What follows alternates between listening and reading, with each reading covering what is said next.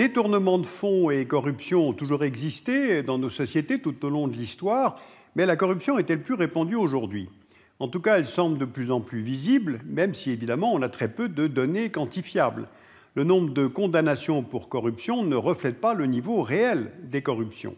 Alors c'est pourquoi Transparency International, cette ONG allemande, travaille à partir d'enquêtes d'opinion pour évaluer ces niveaux de corruption. C'est pour cela qu'aujourd'hui nous parlerons de perception.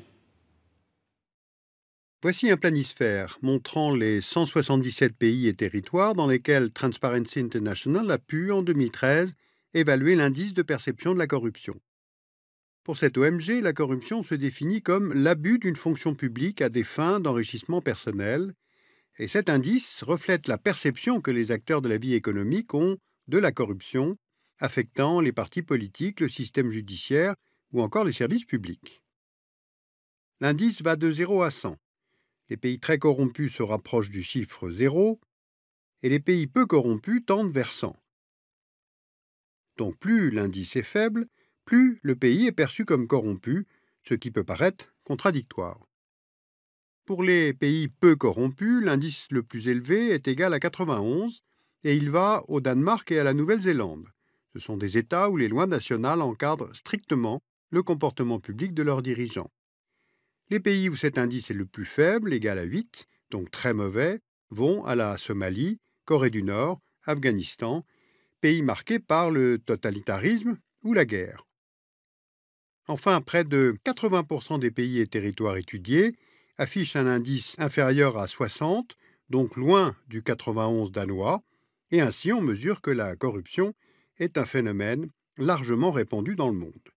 Alors est-ce que ce phénomène est en progression ou est-ce qu'il régresse? Prenons 3 exemples concrets.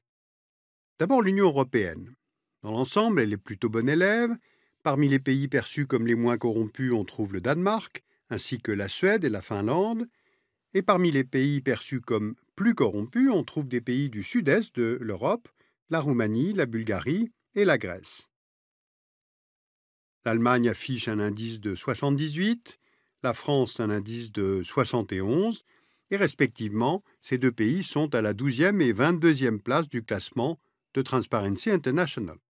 Alors comment explique-t-on que la France soit moins bien notée que l'Allemagne? Selon l'ONG, le problème de la France est l'insuffisante indépendance de la justice, notamment celle des magistrats du parquet nommés par l'exécutif.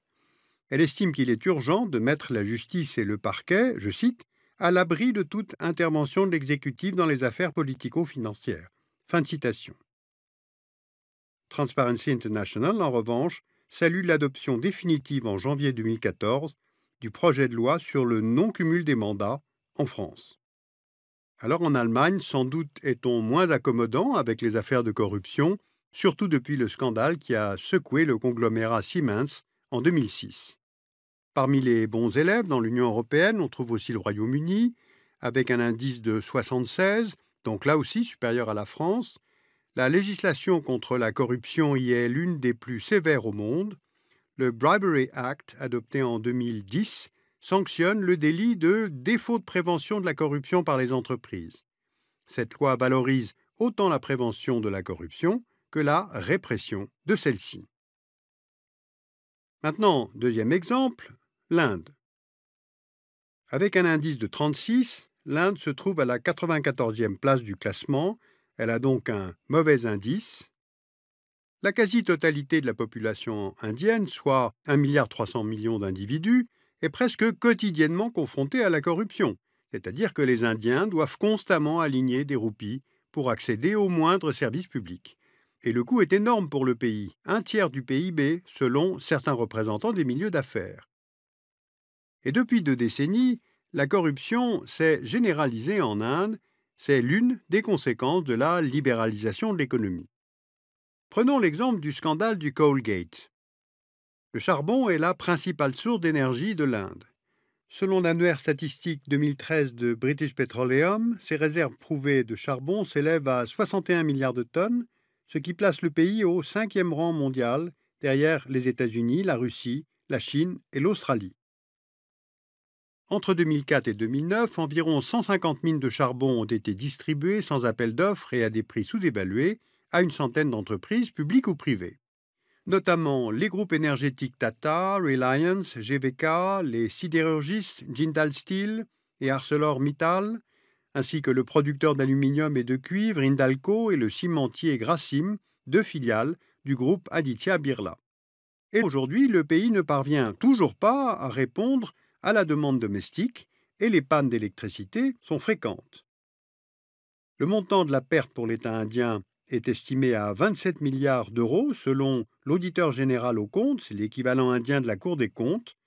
Et lorsque ce scandale concernant l'attribution de mines éclate en 2012, c'est le Premier ministre qui est lui-même directement mis en cause. D'autres scandales ont également mis en cause des responsables politiques de premier rang, comme en 2008, lorsque des licences de téléphonie mobile de deuxième génération ont été bradées contre des pots de vin. Alors la grogne est montée en Inde, notamment parmi les classes moyennes et les couches urbaines aisées. Le symbole de cette colère, c'est le jeûne en place publique en 2011 de l'activiste politique Kisan Azar. Son jeûne a mobilisé des centaines de milliers d'Indiens et Azar réclamait la création d'une autorité indépendante anticorruption capable d'enquêter jusqu'au plus haut niveau de l'État. En 2012, des partisans d'Azar ont créé un parti anticorruption, le Aam Admi Party, ou le Parti de l'homme du peuple, dont le symbole est un balai que vous voyez là à l'écran. Un an seulement après sa création, en décembre 2013, lors des élections de l'Assemblée régionale de la région capitale de New Delhi, ce parti a remporté 40% des sièges, en concurrence directe avec les deux grandes formations politiques indiennes, le Parti nationaliste hindou, le BJP, qui a obtenu 46% des sièges, et le Parti du Congrès, qui n'en a obtenu que 11%. Et en décembre 2013, le Parlement indien a adopté une loi historique, le Lokpal Bill, qui prévoit justement la création d'une agence anticorruption ayant le pouvoir d'enquêter sur les agissements de tout fonctionnaire ou élu, y compris le Premier ministre, et que tous les citoyens indiens pourront saisir. Enfin, dernier exemple, la Chine. Avec un indice de perception de la corruption dans le secteur public s'élevant à 40, soit un peu moins mauvais que l'indice de l'Inde, la Chine pointe à la 80e place du classement de Transparency International. Notons que Hong Kong, étudié isolément, se trouve à la 15e place, soit une bien meilleure place. Le président désigné par le Parti communiste chinois en mars 2013, Xi Jinping, a fait de la lutte contre la corruption l'une de ses priorités. Car la corruption contribue à l'augmentation des inégalités en Chine et elle est un facteur de mobilisation pour de nombreux Chinois, notamment sur les réseaux sociaux. C'est dans ce contexte qu'en août 2013, le plan anticorruption 2013-2018 a été annoncé. Premier objectif du plan, affaiblir les monopoles d'État, comme dans le domaine de l'industrie pétrolière, tenue par la China National Petroleum Corporation, car les autorités chinoises veulent favoriser le secteur privé aux dépens du secteur d'État pour stimuler la concurrence. Deuxième objectif du plan, réduire la corruption venant des multinationales étrangères, comme dans l'industrie pharmaceutique. En Chine, ce sont les laboratoires étrangers qui dominent la branche des médicaments brevetés, tandis que les laboratoires chinois dominent celle des génériques. Or, la Chine devrait devenir le deuxième marché pharmaceutique mondial en 2016. Donc le plan anticorruption va faire en sorte que les médecins chinois cessent de prescrire des médicaments importés pour que les parts de marché des multinationales étrangères se réduisent et que celles des laboratoires chinois augmentent. On comprend donc que le plan anticorruption de Pékin a tout à la fois des objectifs économiques précis et que le Parti communiste chinois voit un danger dans la colère des masses. Or, en fait, des membres du Parti communiste sont eux-mêmes très corrompus, comme l'ont révélé les documents de China Leaks en janvier 2014.